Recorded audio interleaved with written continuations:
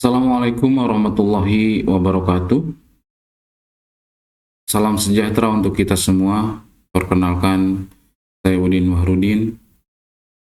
Di semester ganjil tahun ajaran 2023-2024, saya mendapatkan mandat untuk mengampu mata kuliah perpajakan. Rekan-rekan mahasiswa yang saya hormati, mungkin sudah familiar istilah perpajakan kita dengar. Segala sesuatu yang berkaitan dengan masalah pajak itu adalah merupakan perpajakan. Pertanyaannya adalah, apa itu pajak? Pajak adalah iuran rakyat pada kas negara berdasarkan undang-undang yang dapat dipaksakan dengan tidak mendapatkan jasa timbal atau kontraprestasi yang langsung dapat ditujukan dan digunakan untuk membayar pengeluaran atau kepentingan umum. Fungsi pajak ada dua. Yang pertama adalah fungsi budgeter. Yang kedua adalah fungsi mengatur atau fungsi regulating. Fungsi budgeter maksudnya adalah sumber dana dalam pembiayaan negara. Artinya, banyak aktivitas-aktivitas yang dilakukan oleh negara bersumber dari dana yang berhasil dihimpun dari pajak.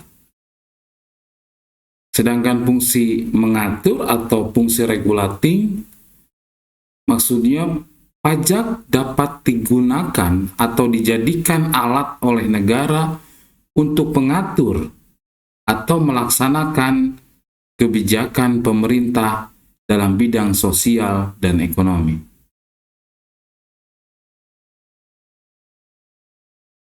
Ada 5 syarat pemungutan pajak.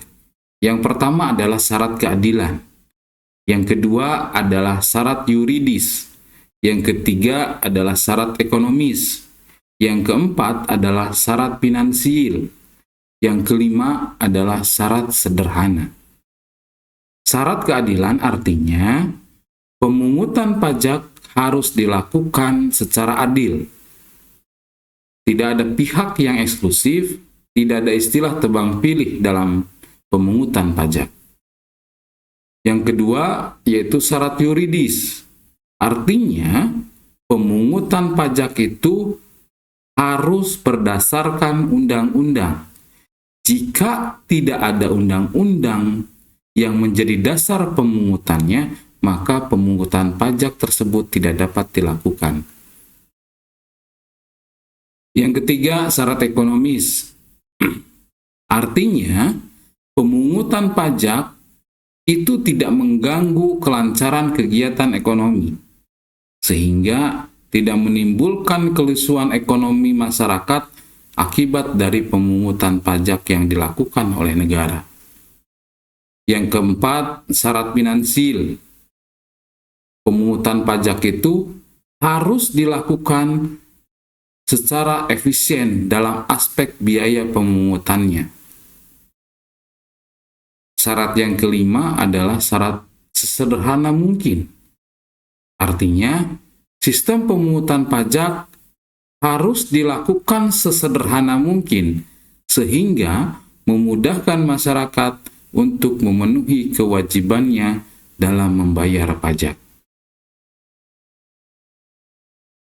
Dalam tata cara pemungutan pajak harus memperhatikan 3 garis besar atau sering disebut dengan stelsel pajak. Yang pertama, stelsel nyata atau real stelsel. Yang kedua, stelsel anggapan atau fictive stelsel. Yang ketiga adalah stelsel campuran. Yang dimaksud stelsel adalah basis atau dasar perhitungan pajak. Yang dimaksud dengan stelsel nyata atau real stelsel baru dapat diketahui setelah akhir satu periode atau akhir tahun, setelah penghasilan tersebut sesungguhnya dapat diketahui.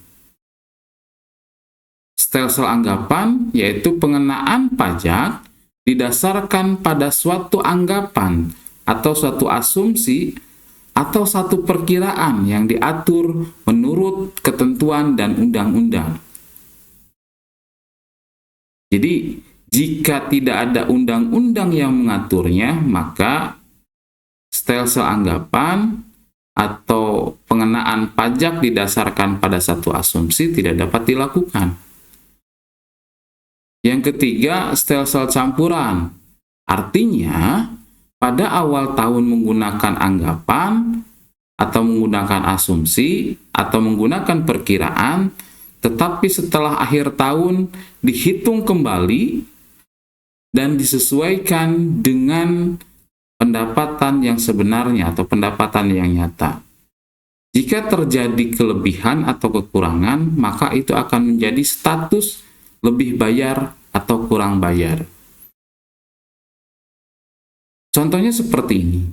Jika pada awal tahun diasumsikan pengenaan pajak akibat aktivitas bisnis sebuah perusahaan itu anggaplah 10 juta misalnya pajaknya, kemudian setelah akhir tahun ternyata keuntungan yang didapatkan akibat dari aktivitas bisnisnya itu setelah dihitung pajaknya tidak 10 juta tapi 8 juta. Maka perusahaan tersebut mempunyai status lebih bayar. Begitu juga sebaliknya. Jika di awal tahun diperhitungkan pembayaran pajaknya itu lebih kecil daripada perhitungan pajak setelah akhir tahun, maka status perusahaan itu adalah mempunyai status kurang bayar. Asas pemungutan pajak ada 3. Yang pertama adalah asas domisili. Yang kedua adalah asas sumber.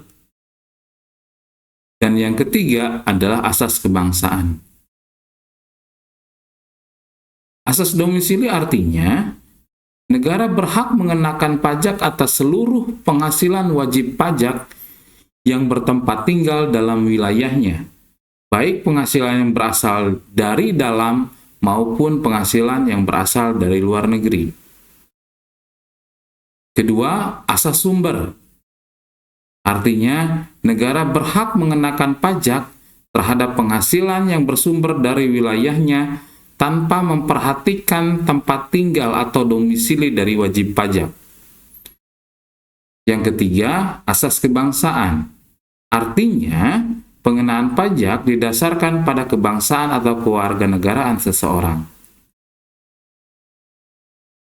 Sistem pemungutan pajak ada 3, yaitu pertama, Official Assessment System, kedua, Self-Assessment System, yang ketiga, Withholding System.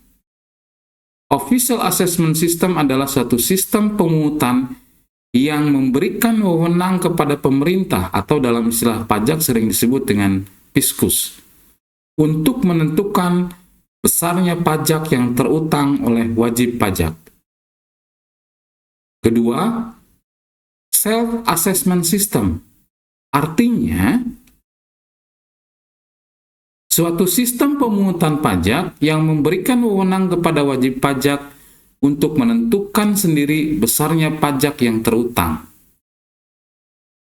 Dan yang ketiga, Withholding System adalah sistem pemungutan pajak yang memberikan wewenang kepada pihak lain atau pihak ketiga, di mana dia bukan merupakan fiskus atau pemerintah dan juga bukan merupakan wajib pajak untuk menentukan besarnya pajak terutang oleh wajib pajak.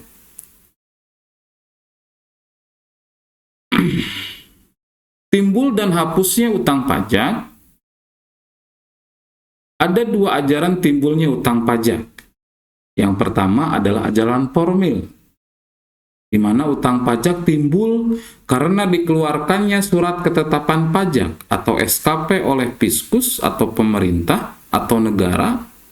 Ajaran ini diterapkan pada Official Assessment System.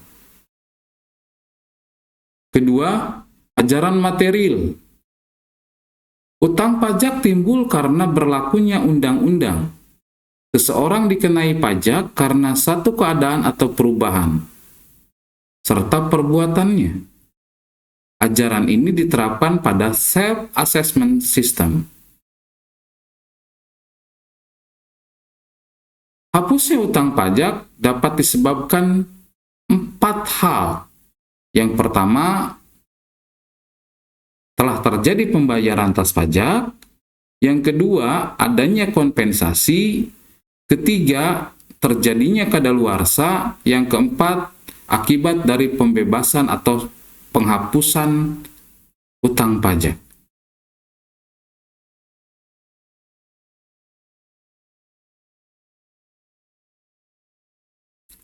Rekan-rekan mahasiswa, ada 2 hambatan-hambatan dalam pemungutan pajak.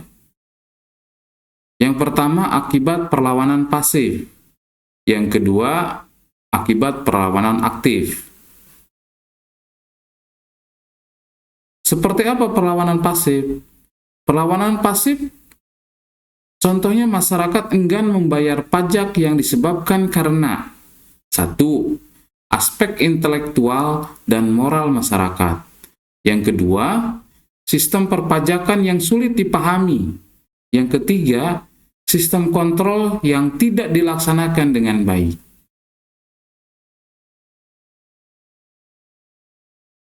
Terus perlawanan pasif, tadi kita bahas perlawanan pasif ya. Selanjutnya perlawanan aktif itu yang seperti apa? Perlawanan aktif adalah usaha untuk menghindar dari pembayaran pajak secara langsung. Ada 2 tipe perlawanan aktif. Yang pertama adalah tax avoidance, yaitu usaha untuk menghindar atau meringankan pajak dengan tidak melanggar undang-undang dan ketentuan. Ini juga termasuk dalam perlawanan. Hal-hal yang juga menghambat dalam aspek pemungutan pajak.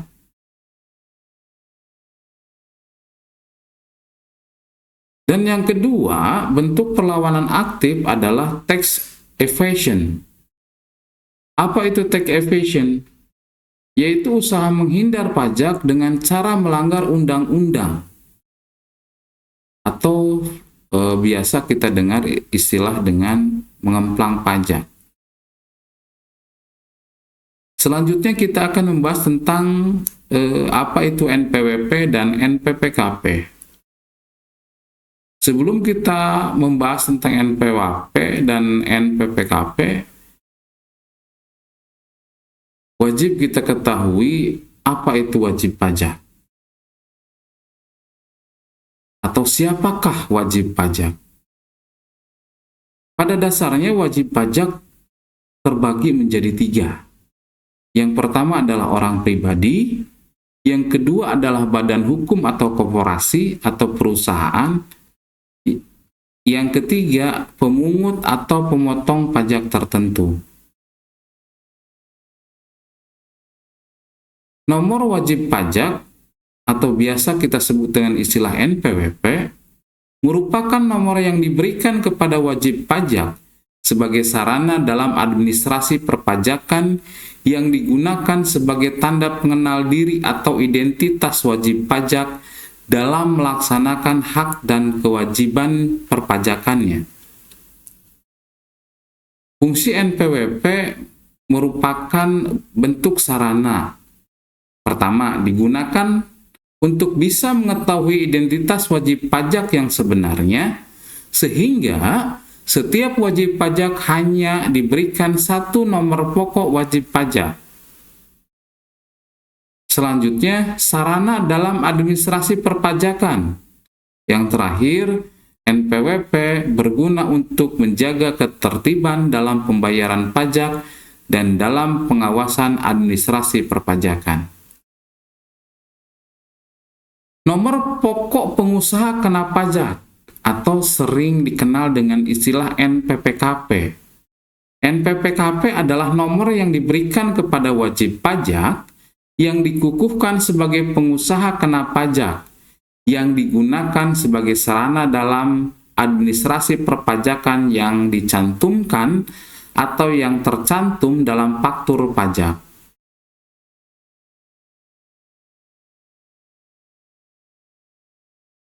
Pada dasarnya, pengusaha kena pajak yang melakukan penyerahan BKP atau barang kena pajak dan atau JKP atau jasa kena pajak yang dikenakan pajak berdasarkan Undang-Undang PPN 1984 dan perubahannya, tidak termasuk pengusaha kecil yang batasannya ditetapkan dengan keputusan Kementerian Keuangan, kecuali pengusaha kecil yang memang memilih untuk dikukuhkan sebagai pengusaha kena pajak. Definisi pengusaha kecil adalah, dalam konteks perpajakan, pengusaha yang selama 1 tahun buku atau 1 tahun takwim melakukan penyerahan BKP atau barang kena pajak dan atau JKP atau jasa kena pajak yang nilainya tidak lebih dari 600 juta dalam 1 tahun secara akumulatif. Yang dikecualikan untuk memperoleh NPWP atau sebagai berikut, atau yang boleh tidak memiliki NPWP. Antara lain, pertama, setiap wajib pajak pribadi yang mempunyai penghasilan neto dalam 1 tahun di bawah penghasilan tidak kena pajak atau sering disebut dengan PTKP. Yang kedua, wajib pajak pribadi yang memperoleh penghasilan semata-mata hanya dari 1 pemberi kerja dan telah dipotong pajak penghasilan oleh pemberi kerja. Yang diwajibkan untuk melaporkan usahanya untuk dikukuhkan sebagai pengusaha kena pajak adalah, pertama, pengusaha yang telah melakukan penyerahan barang kena pajak dan jasa kena pajak lebih dari 600 juta dalam 1 tahun. Yang kedua adalah pengusaha yang melakukan kegiatan impor barang kena pajak atau disebut dengan importir. Yang ketiga, pengusaha yang melakukan kegiatan ekspor barang kena pajak atau eksportir. Jangka waktu pendaftaran NPWP dan pelaporan PPKP.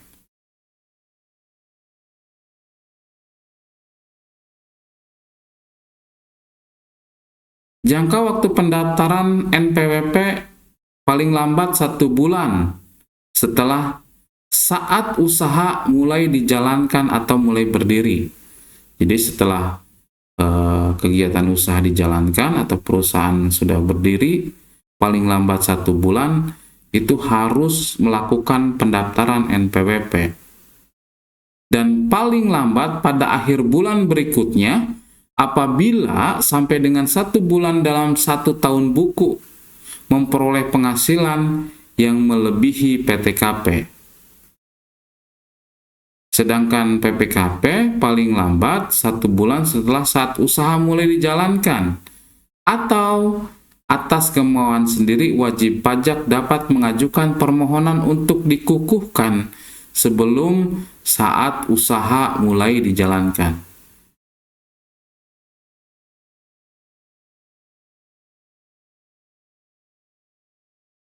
Pertanyaannya, di manakah mendaftarkan NPWP atau PKP? Ada 3 tempat yang bisa dirujuk yang digunakan sebagai sarana pendaftaran NPWP. Yang pertama adalah Kantor Pelayanan Pajak atau KPP. Kalau di Subang, kalau di Kabupaten Subang, contohnya adalah Kantor Pratama Subang, Kantor Pelayanan Pajak Pratama Subang. Yang kedua adalah KP4 atau Kantor Penyuluhan dan Pengamatan Potensi Perpajakan. Yang ketiga, ini sudah berbasis online, rekan-rekan bisa mendaftarkan NPWP melalui internet, yaitu di portal atau di website www.pajak.go.id atau lewat DJP online. Syarat-syarat untuk mendapatkan NPWP atau PPKP bagi wajib pajak orang pribadi dan jangka waktu penerbitan. Wajib pajak orang pribadi terbagi dua. Satu, usahawan dan non-usahawan. Artinya orang yang punya usaha dan orang yang tidak mempunyai usaha.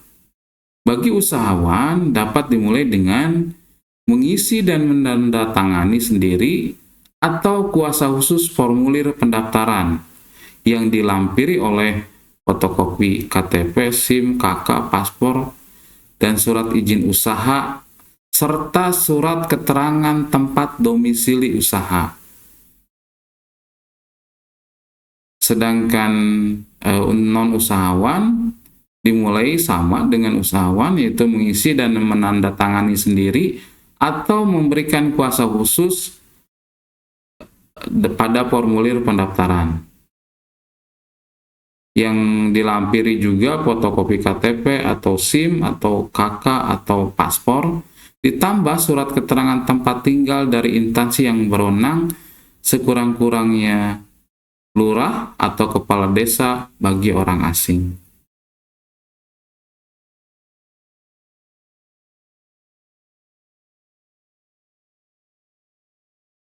Bagi wajib pajak yang pindah alamat,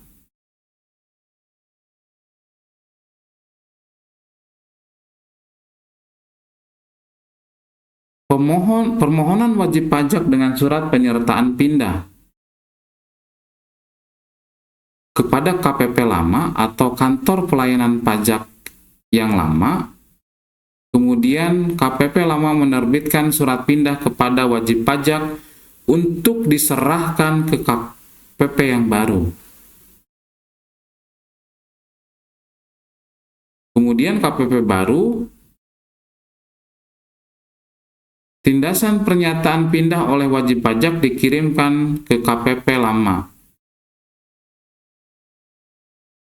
Lalu kemudian kantor pelayanan pajak yang baru akan menerbitkan NPWP dan atau NPPKP menggunakan nomor lama dengan mengganti kode KPP yang baru.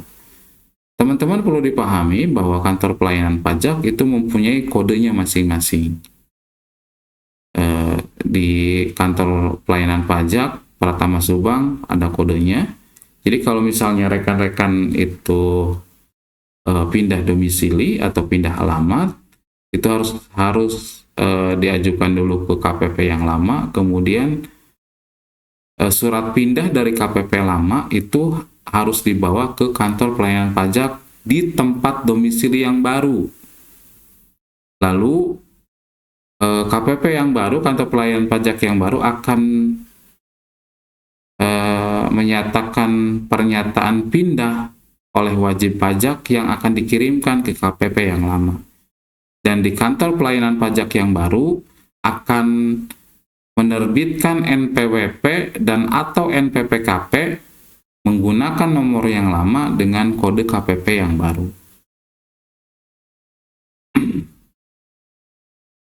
Penghapusan nomor pokok wajib pajak dapat dilakukan karena 1.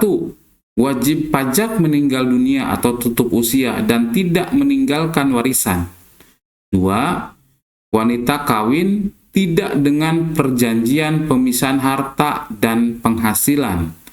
3. Warisan yang belum terbagi atau dalam kedudukan sebagai subjek pajak sudah selesai dibagi. 4. Wajib pajak badan yang telah dibubarkan secara resmi berdasarkan ketentuan dan perundang-undangan yang berlaku. 5. Wajib pajak orang pribadi yang tidak memenuhi syarat lagi untuk dapat digolongkan sebagai wajib pajak. penghapusan nomor pokok wajib pajak harus diselesaikan oleh Direktorat Jenderal Perpajakan dalam jangka waktu 12 bulan semenjak tanggal diterimanya permohonan secara lengkap. Pencabutan pengukuhan PKP dilakukan karena 3 aspek. Yang pertama, wajib pajak pindah alamat ke wilayah kerja KPP yang lain. Yang kedua, wajib pajak telah bubar. Yang ketiga, wajib pajak tidak memenuhi syarat lagi sebagai PKP. Jangka waktu penyelesaiannya sama dengan penghapusan NPWP, yaitu harus diselesaikan dalam jangka waktu 12 bulan sejak tanggal diterimanya permohonan secara lengkap.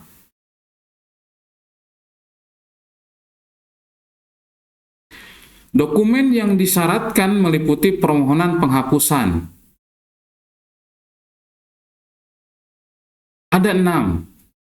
Yang pertama, surat keterangan kematian atau dokumen sejenis dari instansi yang berwenang, dan surat pernyataan bahwa tidak mempunyai warisan atau surat pernyataan bahwa warisan sudah terbagi dengan menyebutkan ahli waris untuk orang pribadi yang meninggal dunia.